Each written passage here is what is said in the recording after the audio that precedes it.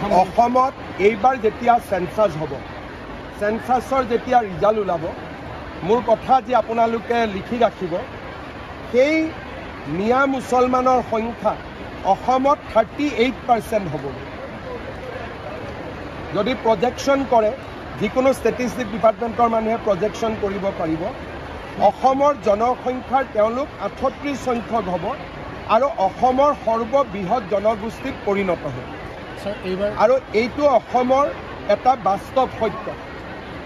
সেইকাৰণে আমাৰ মানুহখিনিক আমি কেনেকৈ বচাব পাৰোঁ, কেনেকৈ আগবঢ়াই লৈ যাব পাৰোঁ, যোৱা 5টা বছৰ আমি কাম কৰিছোঁ।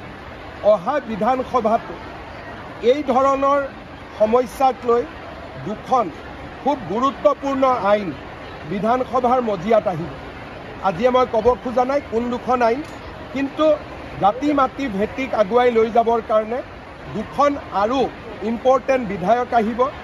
যদি যোৱা 30 বছৰত আমি যোৱা 5 বছৰত কৰাৰ দৰে প্ৰচেষ্টা কৰিলোহেঁতেন, আজি হয়তো আমি সংকটত ভুগিব নালাগিলেহেঁতেন। যি নহওক, এতিয়া এখন যুদ্ধ আৰম্ভ হৈছে, ইয়াক আমি আকাংক্ষিত লক্ষ্যলৈ লৈ যাব লাগিব।